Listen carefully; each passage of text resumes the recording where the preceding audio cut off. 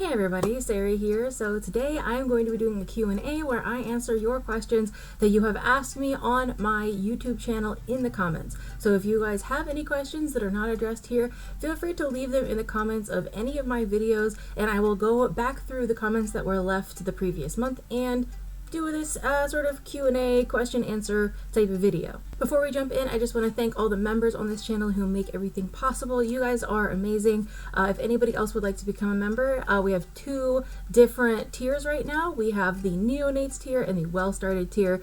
Neonates tier is $2 a month and then the well-started is $5 a month. And you get different perks depending on which tier you are in. So if you'd like to check that out, you can click the join button down below. Also, I just want to thank Reptilinks for helping to support this channel as well. If you'd like to use my code SarahSnake27 at checkout at reptilinks.com, it will get you a discount and I also get a little money back from your purchase as well. I also have a website, sarahssnakeshop.com, if you would like to check that out. I sell corn snakes and corn snake accessories. Right now, we still have a nice handful of caramel tesseras from last year if you are looking for a well-started snake and you're not wanting to get just like a tiny baby that is a little more fragile. We definitely have some nice well-started babies on that website for you. Alright, so I'm going to jump into the questions. So this question was, he has a sort of natural native snake that's 2 years old and she's about 2.5 feet. Should he be concerned about the size of this snake? And the answer is no. I usually tell people that corn snakes will grow about a foot a year for 3 to 5 years. That's pretty average. So if your snake is 2 years old or maybe 2.5 years old and 2.5 feet, she's pretty much right on track. So the next question kind of boils down to, how does lavender interact with scaleless and microscale? We talked about how lavender is kind of a scale mutation and it changes the way that the scales look, but not the way that the skin looks.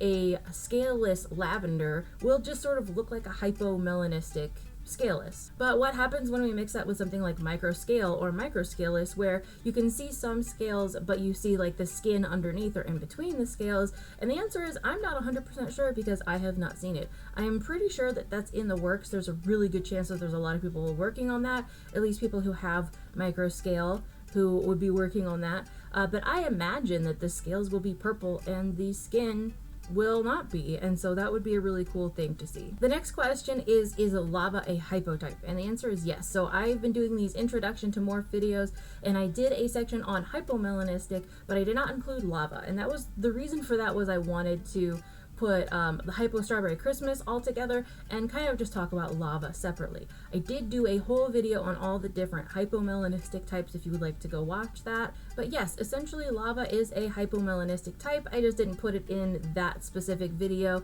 because I didn't want it to be so jam-packed and I didn't want it to be just like exactly the same as the hypotypes video. Next question has a few different questions in it. The first one being, are there super forms in corn snakes?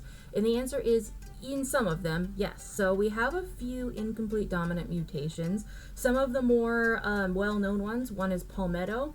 So for those of you who don't know, a het palmetto corn snake, which means it only got the gene from one side and not both sides of the parents. A palmetto that we know it, the sort of white with the speckles, that is actually the super form of palmetto. The sort of lesser form of palmetto, if that's how you want to phrase it, looks very similar to just a hypomelanistic type. In fact, I would say that het palmetto is a hypomelanistic type in itself. But there are other ones. There's also mask, which is incomplete dominant. A super mask has a much more high expression of the mutation than just a regular mask. We also have halo and green blotched, which I helped with the sort of figuring all of that out. That's like one of my biggest accomplishments, I would say, in this hobby, is proving out halo to be an incomplete dominant mutation. They had green blotch. They've always had green blotch since I've been in the hobby, but this sort of halo was a little bit more of a mystery, and then come to find out that halo is actually the heterozygous form and green blotch is the super form or homozygous form of that mutation. When it comes to blood red, which is specifically what this person is talking about, blood red is a mixture of 2 to 3 different mutations depending on how you look at it. I talked about that in my blood red deep dive video if you would like to go look at that. That would actually be a really educational one for people who are confused about blood red versus diffused. So diffused is a recessive mutation, and that is what most people have been calling blood red. However, the original producer of blood reds had a little bit of a different idea in mind as to what a blood red was.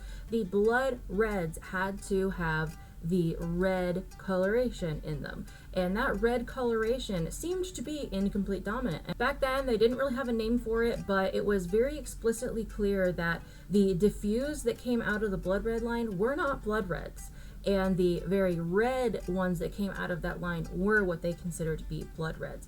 So we have an incomplete dominant mutation that adds those reds in there, as well as mask, which is also very common and also a incomplete dominant mutation. So most blood reds are also mask, and most diffused are also mask. Mask is dominant and it stemmed from diffused, and so like the history of blood red is pretty much the same as the history of mask. The next question was on my how to incubate corn snake eggs video, and that is I don't have a proper way to control heat, so how should I incubate my corn snake eggs? And they suggest putting them on top of the fridge, and that is something that can work.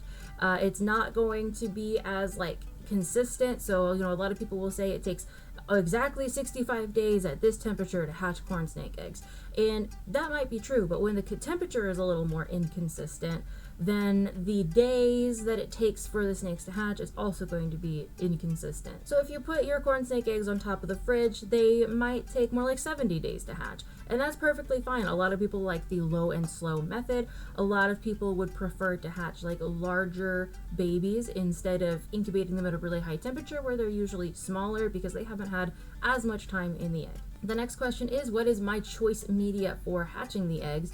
And the answer is I prefer a 50-50 mix of perlite and vermiculite, mixed with just enough water that it's moist, but not so much that when you squeeze it, water comes out. That's kind of the best way to do that.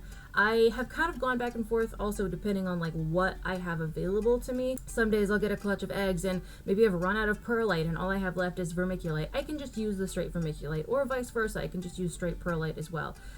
So it's not like that big of a deal. Some people like to use sphagnum moss that's moistened. That's also fine. Do keep in mind that sphagnum moss might stain the eggs. It's not a big deal, but you might get some green or brown stains on your eggs if you use moss, but you're not really going to get that with the perlite or vermiculite. The next question, if eggs are stuck together, do I separate or leave them as is? I like to just leave them as is as much as possible. I've mentioned this in a few other videos. There's evidence that the babies kind of communicate with each other when they're connected, but they can't really communicate with each other when they're not connected.